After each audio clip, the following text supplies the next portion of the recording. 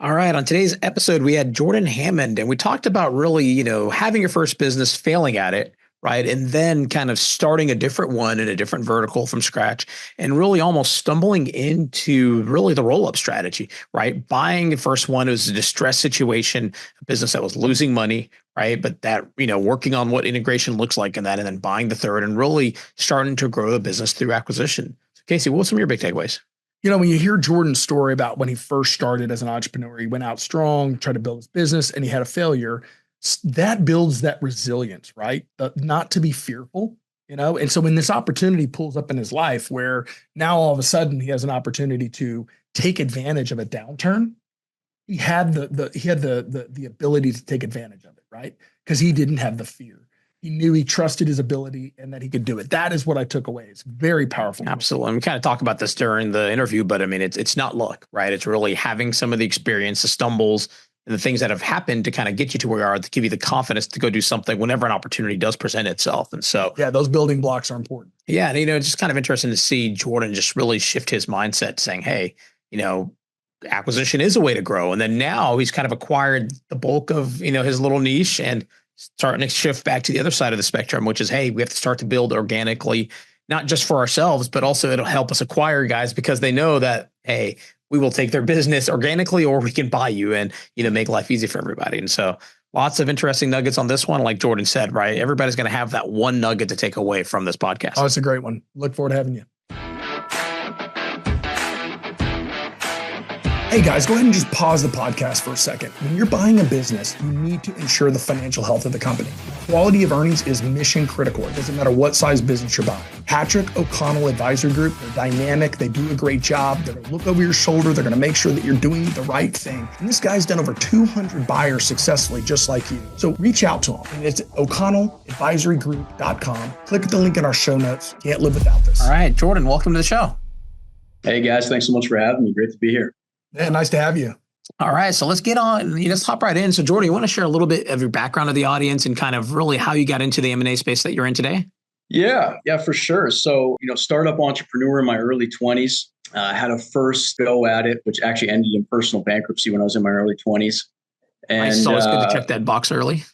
Yeah, exactly. As most successful entrepreneurs do, right? You have to have the practice business or businesses. So thankfully, I only had one. Yeah, and I really stumbled across acquisition entrepreneurship a little bit later on in my career after I got some success with my second startup, got some traction there, found product market fit, very blue collar kind of a distribution company. We do HVAC distribution, very niche of a niche type business. And really just kind of started looking at, I got some extra cash, right? The business was throwing off a little bit of cash, nothing crazy at that point. This was back in kind of the 2014, 2015. It's like, well, what do I do with this money? And everybody in my network was doing real estate and, nothing against real estate investors, but I looked at it and I was like, well, if everybody's doing it, the returns are probably bitted down a little bit. And then I started looking a little bit deeper and I started looking at guys that were doing, basically buying these small businesses and making supposedly bigger returns than real estate. And that's what really kind of lit the fire for me being interested in M&A. And then it kind of went from there. Yeah. And I think that's exactly what we see, right? Like, obviously we do a lot of real estate, we do a lot of M&A, and we kind of look at real estate as wealth preservation with some kind of, growth, whereas the businesses is really more about cash flow, and wealth preservation is just kind of an adder on top of that. And then kind of that's where really we look at the two different worlds and how do we provide both opportunities to our investors to be able to diversify and kind of get the best of both worlds. Yeah. So true. So I just didn't know that back then. I was in my mid 20s and I didn't know anything about wealth growth vehicles versus wealth preservation. So it was all new to me at the time. Yeah, I got this slide that I show in when we ever do this fast pitch presentation at the multifamily conference, as we're talking to investors and things like that. And one of the slides is basically, it's from the Forbes, and it shows that as your wealth increases, it's typically a business that generates that wealth, right? Real estate's a portion of it. It goes back to that wealth preservation. But as you see people start getting into $20 million, $30 million net worth to $100 million, it takes up a lot of the business. So these businesses truly do, anchor in and create that wealth. And the number to really, just for listeners, right? If you think about it, you're buying a business, let's say you're buying it on a 4X multiple, right? If you translate that into real estate speak, you're really buying it at a 25 cap, right? Whereas real estate today, class E multifamily is going for 5.5 to 6% cap. And so that is what a multiple of like 4 difference between them. Now, a business can also go to $0 of worth, right? And real estate, no and doubt. real estate's got real, it holds value, but that's the difference, right? It's those two things, that kind of really reflects the cash flow versus the preservation piece. Well said. Yeah, exactly right. All right. So let's keep going. So I didn't want to interrupt you there, but so then kind of you got attracted to it, right? More from the cash flow side of things. And then kind of what happened?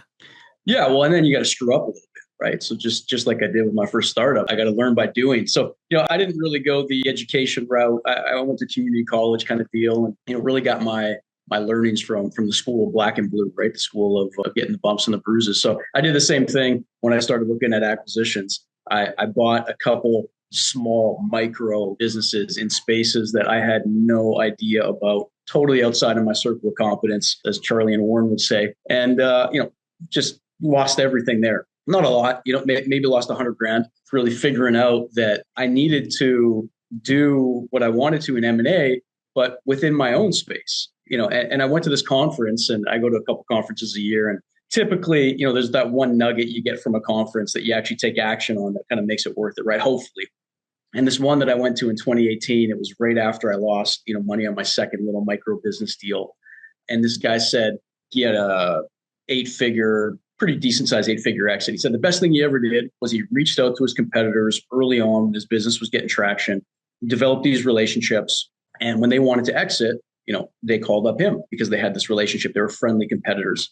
I'd never thought of that concept before. But it just kind of clicked with me for whatever reason. I know it's basic that why don't I just do this acquisition thing, but in my own space? Guys, I didn't know what the term roll-up was. I had no idea. Right. And so I told a couple of people that this is what I wanted to do. And they're like, oh yeah, like a roll-up. I'm like, yep, exactly. Yep, exactly. Yeah. That's exactly what I'm doing. Every time you hear a word, you got to say, yep, just like that. And you go home and then you go to Google later. Exactly. And then I go to Google and look up what is a roll-up. So I just started doing that. I started reaching out to my competitors, having those awkward conversations, right? Everyone's kind of a little bit guarded. And then, 5, 6, 7 conversations later, you're kind of that friendly competitor where I'm sharing some info, they're sharing a little bit of info. And then by then it's kind of the conversation of, hey, if you're ever looking to sell, I'm here, I'm looking, I'm interested. We're in the middle of one of those right now. We just had a conversation Tuesday where both sides are sharing a little bit more information and they know we're kind of interested. They just got to come to terms with, hey, we're frenemies, but let's combine into one and, go do something better together. Right. Exactly. So that's what really kind of laid the foundation for me, taking my business from really kind of a mom and pop, just me and a handful of people lifestyle kind of business to pouring the acquisition gasoline on it where it turned into a real kind of viable business. Okay. That is fantastic. So let me ask you this. I mean, going back to your original journey as an entrepreneur in your 20s, right? So I guess you started the company, you grew the business. It sounds like you had some personal guarantees. You took on some debt, you took on some things, and it kind of forced you into a bad situation, right? Yeah. I mean, my first business, I'm not going to try to make it something other than it was. It was just a retail store. And it was just me just trying to get in the game at something. And so I had a ton of debt. It had zero chance of succeeding. I had zero competitive advantage. I had zero supplier network. I just had no idea what I was doing. And I realized day one after opening it up that this thing was just destined to fail. And it took a year before I finally went under. But I learned, I scrapped and I clawed and I learned a few things. And truly the biggest lesson that I learned is what a real competitive advantage looks like in the marketplace and what it takes to actually, win that one customer from going to your competitor coming to you instead. And yeah, I had personal guarantees on everything. And then I even had debt that other people co-signed for me that didn't get dissolved in the bankruptcy. So I still had, debt otherwise that was kind of hanging over my head that got cleared up kind of as I made money for my next business. So, it was all bad and it was all good at the same time. I just thank God that I didn't have a wife. I didn't have a family at the time because that would have just made it so much more stressful. Well, I'll tell you, I had a similar story. So I graduated college, went to school, got an accounting degree, been an entrepreneur pretty much the day, I figured out you can make money, lawn business, anything and everything I could do to churn business. And when I graduated school, I went to work at a company called Motorola, but it was a spinoff called MetroWorks. I was in the accounts receivable department. I was just pulling my hair out. They were like, you needed to be here at 8:30. You can't leave until 5:30. And I'm like, and you can have and I was just really, that was very difficult for me. It just was. And I had been hanging out with a couple of my friends, and we were like, hey, one guy his brother had started a bar. So he thought he knew how to run a bar. And then one of my other partners he had some cash, he had money. And, he was like, hey, I'll put up the cash. You guys all, pair pursue, follow me on, and let's go open a bar on 6th Street. And so we did. And I had the same situation. I co-signed everything in that bar. And now I worked it out with them, and I ended up I don't know how I did it, but I got out of a lot of it. But it was painful. I spent a year and a half, 2 years with zero credit. I couldn't do anything. So I know that risk, but it makes you stronger. Because one of the things, we just got back from our conference this week in Chicago, and it was awesome. We had 200 entrepreneurs. The biggest conversation was about the personal guarantee on the SBA note, right? For most of our listeners right now, it's the scariest part of everything, right? Is that guarantee. So having that fear. So, that's a big piece that, people deal with every day when they're thinking about buying a business. Yeah. And I mean, the other way to look at it, if you invert that, is that's the whole reason the opportunity exists. If it wasn't that big of a deal to sign a personal guarantee and take that much risk, these returns would be bidded down, and there wouldn't be the 4x 25% return available in buying some of these businesses. Very true. At the end of the day, yeah, there's risk there. And yeah, you could go to zero, but that is the reason the opportunity is there in the first place. Yeah. It's a great way to look at it. So then maybe kind of, so what was that business that you ended up going into next, and how did you acquire that? Yeah. So I actually found it through my place of work. So I got hired back to this, I was in sales, and I was selling appliances on a contract basis to multifamily, primarily, stoves, dishwashers, washers, dryers, all that. A little piece of it was the air conditioners that go in the wall in a number of apartments that we have here in Canada and select markets. Tiny little market. And my company did it a little bit. It was an add-on product, though. They didn't focus on it. They didn't add value to it. They didn't keep product availability. As soon as I went back to this place of employment, I think I was 23 at the time or something like that, I saw the opportunity right away. And this is like 3 months after I declared bankruptcy, 2 months maybe, right? So I see this opportunity. I see that they don't care about it. Remember having the conversation with my parents. I'm still living at home at this. No, maybe I think I moved back home after I declared bankruptcy. Yeah. So I remember telling them, I said, hey, I got another business idea. Like, I see this opportunity, and it's just rolling their eyes. That's enough ideas out of you. Oh man, that is like the look my dad has. Yes. They're like, you're done. Like, you tried it once, right? You still owe us $30K. And this is nothing against my parents, but they're just, W-2 employees, right? That's no. My dad was a doctor. Never really was much of a investor or entrepreneur. Yeah. I mean, my mom and dad the same. They right. You go to school, get a good job, and you save your money. That was how I was raised. Yeah. So zero against them. It was just what they knew. It was their paradigm. And they were like, you still owe us money. Like, just work your job, make your 60, 70K a year, right? Stop it. And so what I did is I took my time. I did 2 years at that job, kind of like planning building my parachute, right? Building half of the parachute, learning the suppliers, learning as much of the business as I could. And then I jumped. I had a bit of the parachute built. Took a number of customers away the first year from my previous company. And then the following year basically took the rest after people were like, okay, Jordan's not going to go under, we're going to trust him to move our business over there. So that was really, that was like me and a bookkeeper at that point. It was just a sales job. Yeah. You skipped a lot of details there. So how'd you buy that? How'd you afford that? I mean, what was the deal structure like to be able to do that? Right. No, so this was a startup. This was this was ground up start. Yeah, this was me. I saw the opportunity from my previous company. I even approached my manager and said, hey, there's an opportunity here, like, that we could grow this thing and do this in a better way. He was like, no, that's not what we do. We sell appliances, right? They were selling 130 million of appliances a year. This is like a $1 million market total. And they maybe had like 500,000 of it. So yeah, I basically competed with them the next year. Okay. And so where to go? So where did it go from there? Yeah. So, a couple of years in, so 2 years in, I'm doing $1 million a year top line. Margins were good. I was, a couple 100,000 on the bottom line. I get SDE, right, including my wage. So like a good little lifestyle business, right?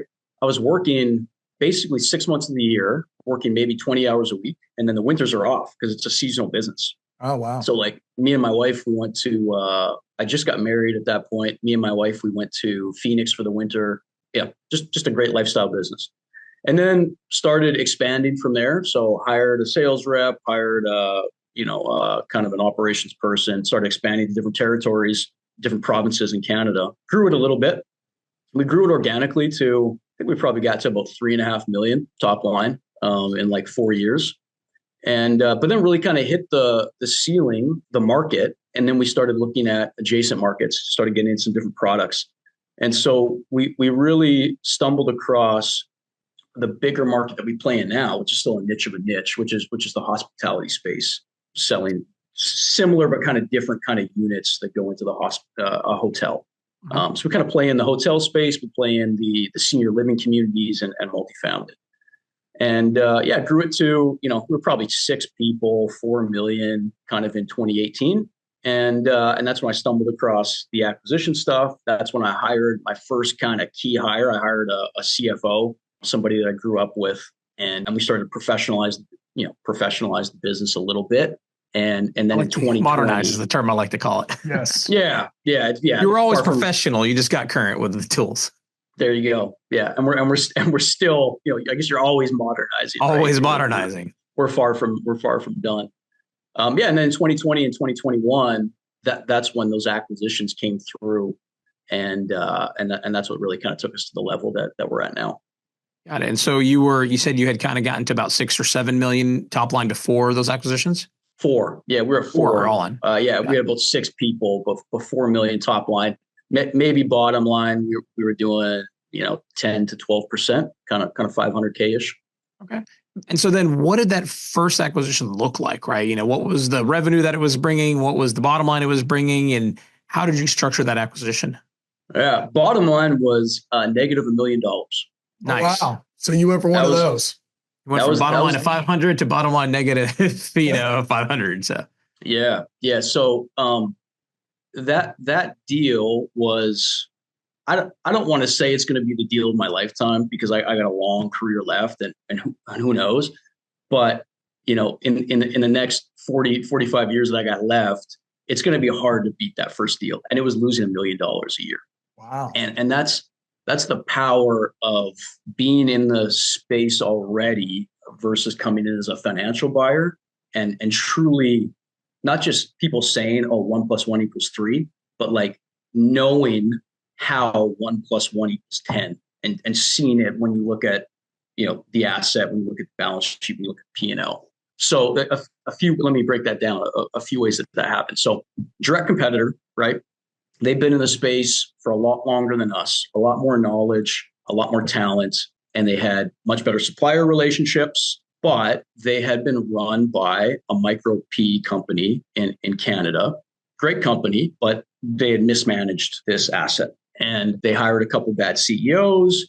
They did an ill-fated US expansion, which most companies, Canadian companies do. They see the holy grail of the US market and they screw it up and lose a bunch of money. And that's what happened. So they were historically kind of a 400, 500K EBITDA business. And then they tried to expand to the States. This was their second CEO that they were on. And it was just a colossal cluster, So that happened. And then what else happened in 2020? Lockdowns, right? So the Canadian government says no more travel, not hotel market decimated in March of 2020. And so this PE company is like, okay, we're going to try to make this work. We screwed up in the US. We lost all this money. And now our core market is gone. And they're like, let's call Jordan. And wow. So I bought that thing for less than inventory value. And this is like everything that came with it, trucks, equipment, all the people, $6 million customer list, which at that point wasn't 6 million because there's hardly any market there, but that's the existing base of customers. And I bought it for probably 70% of inventory value. All of that inventory we sold eventually, right, as the market came back. And we inherited talent. Our director of product was the CEO of that company. He came on board with us. He's been on board for 5 years now. He's kind of the most knowledgeable guy product-wise in our space in Canada. We have another sales rep that's still with us from that company. And we were able to leverage their supplier relationships and a few other things where that negative million EBITDA that they were producing within a year and a half after it was tucked in and integrated, and we had to let go basically the whole team other than those two people. They were carrying just a massive amount of payroll. It was crazy. That negative million EBITDA basically turned into a positive million EBITDA within about a year and a half. Great story. What a great story, man. So dollars wise, right? What were you buying it for? And were you able to self-fund that, or did you have to kind of put in some sort of, debt or structure or anything else? That one was all self-funded because, our line of credit, we are margined at 50% of inventory. So we bought it at 70% of inventory. So basically that covers the whole thing right there. And we had cash as well. So we had, zero debt required for that one. And then when you brought all that inventory in, did that line adjust to more? Well, I think you used the line to buy it. Oh, that's how you did. So. You used so the you line. brought 20% essentially, right? The 50%. Exactly. Yeah. So. Beautiful. Yeah. So you can see why I say it's going to be hard to beat that deal, in terms of the deal of my lifetime. And it was my first one, right? So it really kind of, in a way, it's I'm not going to say negative, but it's set my expectations a little bit too high. I talk to these businesses now and they're like, yeah, we're looking for 5X and, 4.5. I'm like, 5X?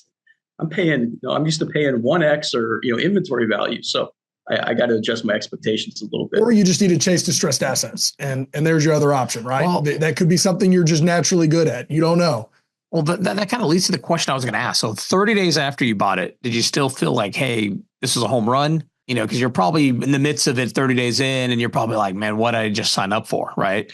Yeah, I did. Honestly, I did. But I'll give a big shout out to my CFO at the time. His name is Tyson. And we mutually parted ways a little bit ago. He's not currently my CFO, but we had a great relationship. Did a great 5-year run together. He was integrating with me. And without him there, I wouldn't have been able to do it. I mean, he was the financial side, more analytical, just kind of made the integration work. I did more of the sales side and just the high level stuff. So yeah, 30 days in, I'm not going to say it wasn't hard. We had a bunch of stuff to figure out, like just all the little things you guys know that come with buying a business. There's just all those little details, down to the customer communication, sending the checks to the new place, just all the things. So it was our first time doing it. But it was fun, honestly. It was not to say that there wasn't stress, but I enjoyed it. If I was doing it by myself, it would have been brutal. But thankfully, I was doing it with somebody that had a synergistic skill set to mine. That's nice. So how many employees did you add? So it sounded like we added 20. Wow. We added 20. We had a previous team of like 9. We added 20 and we ended up keeping 3 out of those 20. And then one of those we let go like 8 months after that.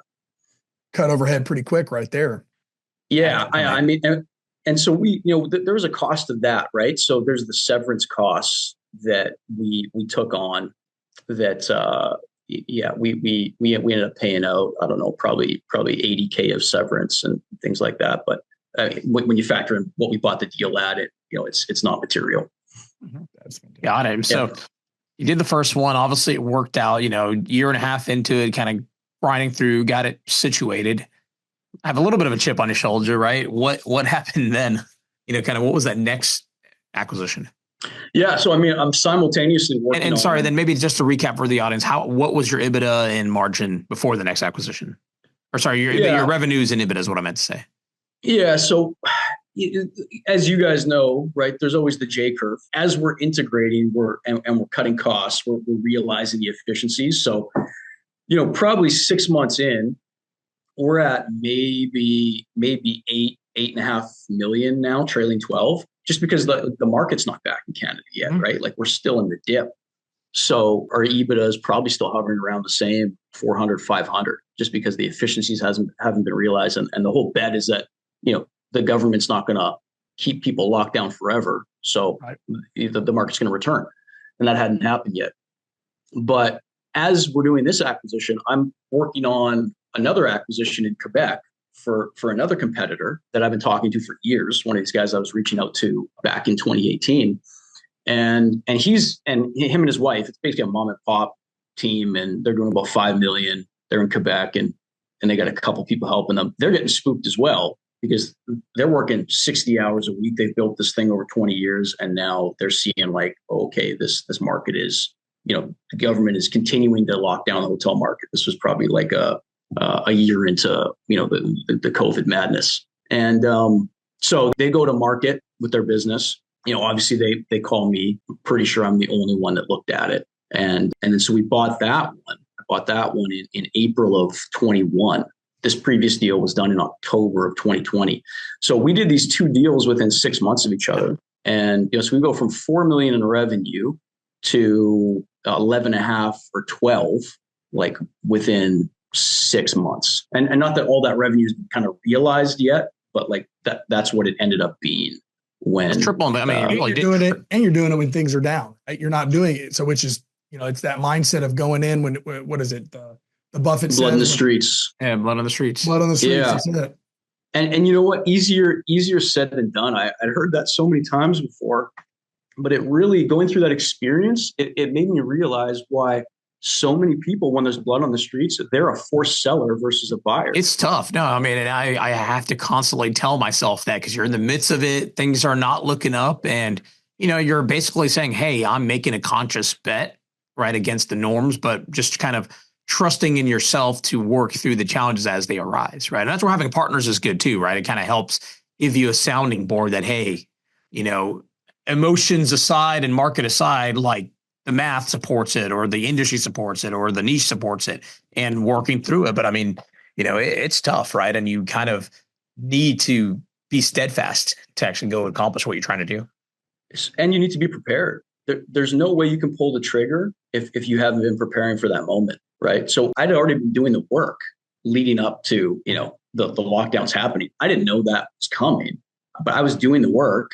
I already had these relationships. We had the cash. Our balance sheet was, it was small, but it was healthy, and we were ready to pull the trigger. So it's easy to say, oh yeah, just buy when everybody else is selling, but there's a reason why most people don't, and they're not prepared. And it's then not luck, right? Like people say it's luck, and it's really the intersection of experience and opportunities, right? Like you have to have the foundation ready to go to be able to leverage the things that show up once they do show up that, people say is luck, right?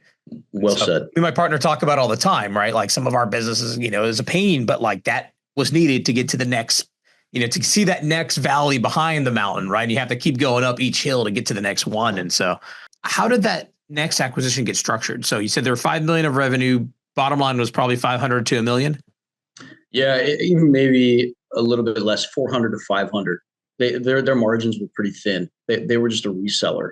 Okay. So the biggest lever that we pulled in all this was margin expansion of product. So when we purchased these competitors, we would take on their lower margin, their sales, their P&L at a lower margin. And then when we changed over to our brand, we would expand those margins significantly. And that's where the EBITDA expansion, on that just all felt bottom line. So they were at, 400 to 500, kind of 4 to 6 million top line. Yeah, kind of 10% margins, maybe a little bit less. And that was actually a pretty easy integration because there was no employees involved, so it was just buying the relationships. Just buying the customer list. Yeah. And then just transferring those over. And so we spent, a week with the sellers. We had the seller on like a little 3-month consultant agreement, paying hourly. And it was honestly kind of simple compared to the first one. What did you buy it for, and how did you structure it? We bought it for, I think it was 1.25 times earnings. Oh, not bad. Oh, earning. I thought you were going to say 1.25 million. Okay. 1.25 times earnings. So we're in that, let's say 600K-ish range. Yeah, exactly. So you can see why I'm kind of spoiled now. Yeah. And so were you able, and I guess these were resellers, so they didn't have inventory, right? So you had to come up with that 600. No, they had inventory. But they would resell other brands, but they would stock product. Okay. But it wasn't a big working capital situation. Maybe 300 to 400K in inventory on hand, couple hundred. So you used your margin. You probably bought 300-400 and call it a day. Yeah, we took a little bit of debt on this one. I think we took out it was just like a 400K fixed note. And then used our line to do the working capital. Yeah. And for the listeners, right, like it's, that's what's beautiful about this space. You can structure it a million different ways. Yep. And it's about getting creative, right? I mean, if you have a good line that says, hey, we'll leverage up 50% of your inventory, well, you could use that as an acquisition. I mean, we did the same thing where we got a line on our AP. The business we bought always had $5.5 million of AP outstanding any given time. Guess what? That is money I can tap into to help get the transaction done. And so it's about being creative and figuring out the tools that you have available to help get the deal done. I'm just curious. You're saying AP. Do you mean AR? Oh, sorry. I meant to say AR. I don't know why I said AP. Yes. Yeah. We had a $5 million AR line of credit that we leveraged to go and buy a business. And that was, a fourth of the capital stack. Beautiful. Yeah, that's beautiful. And then we also took back seller notes on both these. I forgot to mention that. We took, the seller took back 20, I think we did 20% on the first one.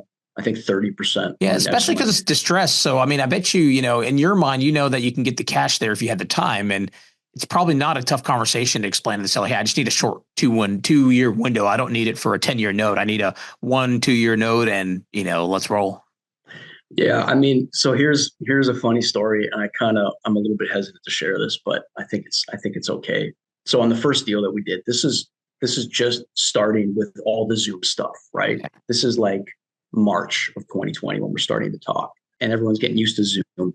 So I'm talking with, I guess it's the VP or the operation manager at this private equity company, and we're on Zoom going back and forth, and I'm having internet issues or Zoom issues on it. Like my feed's going down and it's happening throughout the call. And so we're talking, kind of dealing with it. And then it kind of happens again, right? And then like my side goes down on the Zoom call, but then like comes back right up and then I can hear them again.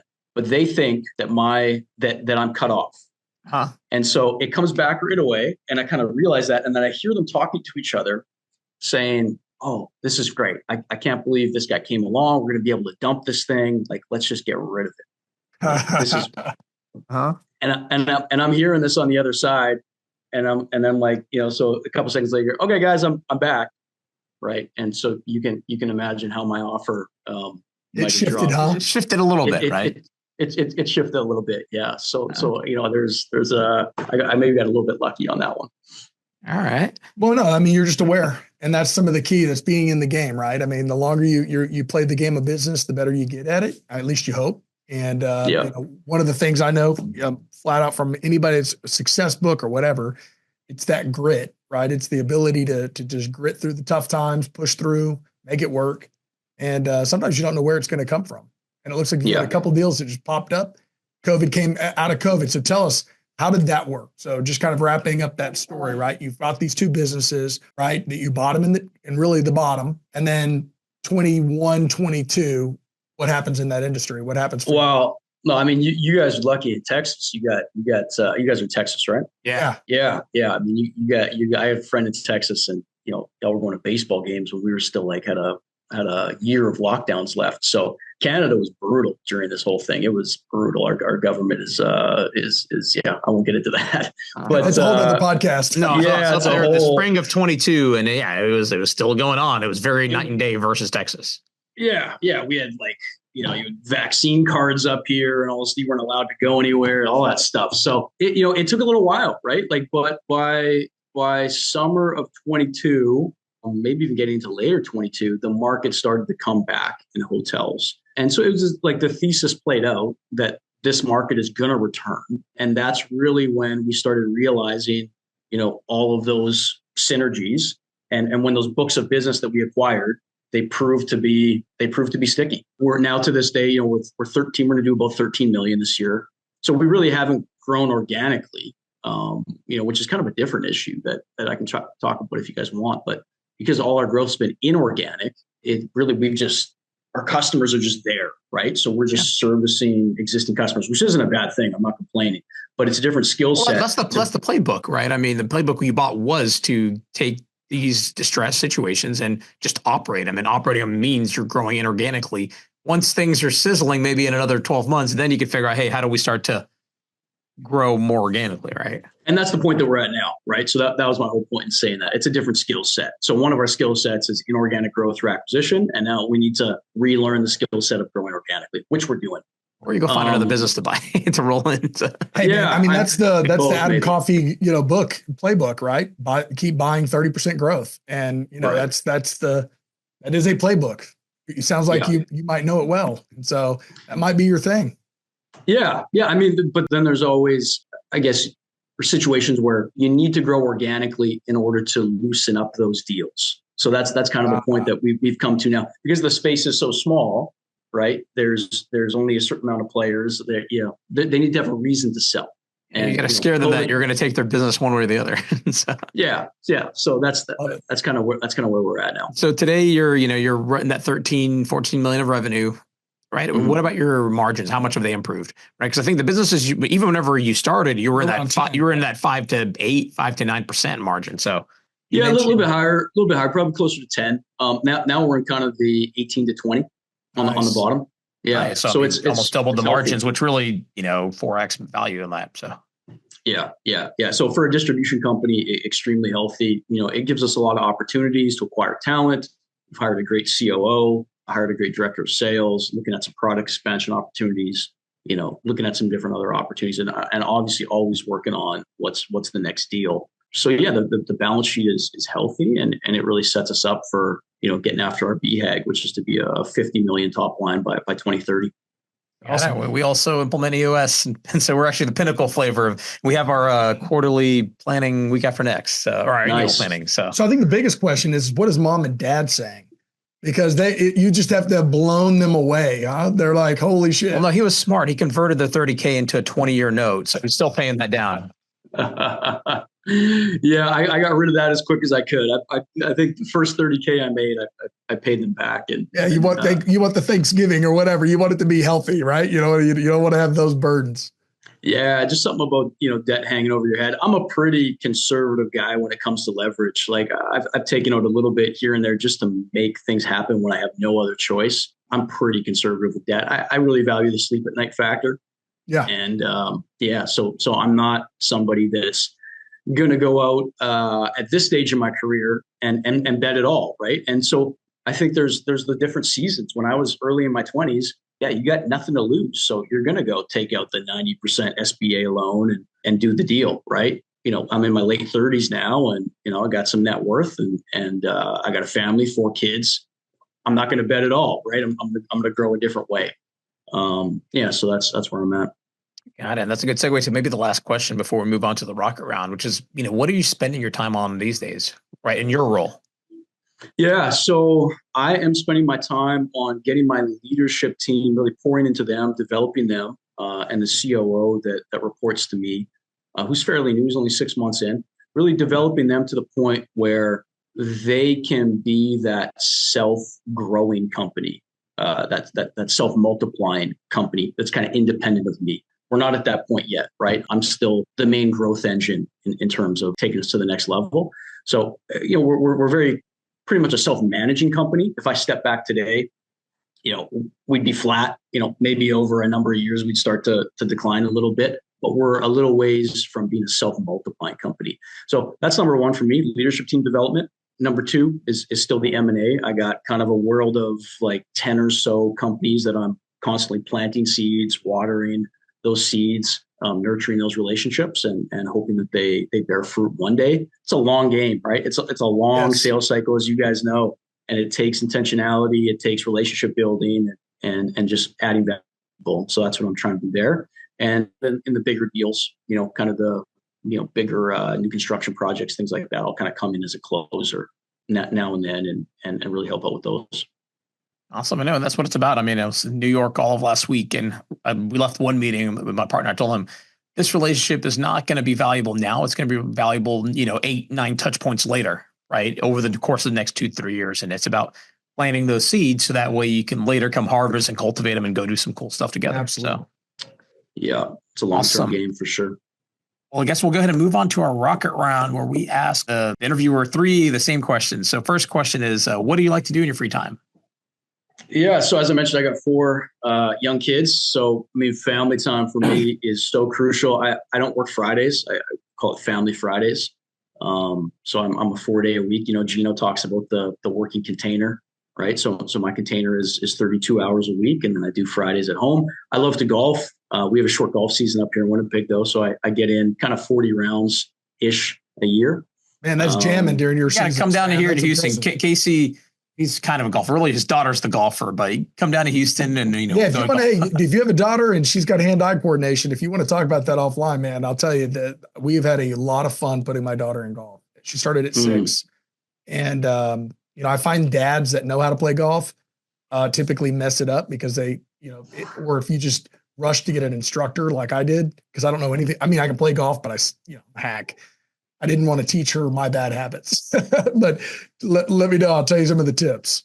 Right. Yeah. It's my son, me and my 6-year-old son. We like playing. He likes just being out there with me, go to the range and stuff. So I'm just doing my best just to have him just enjoy the time. Right. And not, I don't tell him nothing. We just go out there and have fun. That's awesome. Yeah. Yeah. And then we love to travel. So we go to Mexico basically for the winter. And then we do a bunch of other trips during the year. Not a bunch, but we travel as a family quite a bit. And yeah, so those would be things, travel, golf, and family.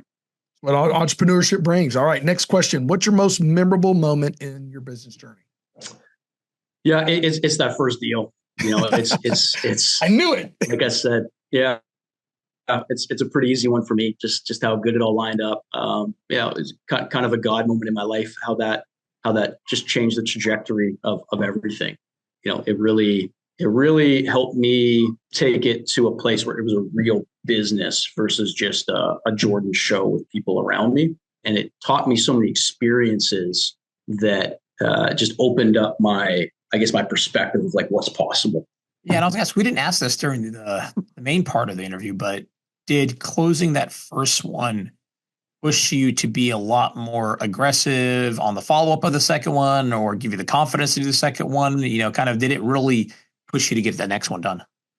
Yeah, it definitely gave me the confidence, because my previous experiences with buying businesses was brutal, right? It was like losing money and doing something I don't want to do. So definitely gave me the confidence. And I mean, I don't want to say it this way, but it really showed me that growth doesn't have to be a grind, right? Like, not that integrating a business is easy, because it's not, you guys know, but that you can have a lever that you can pull that is like rocket fuel. Not to go back to EOS again, and it was kind of surprising.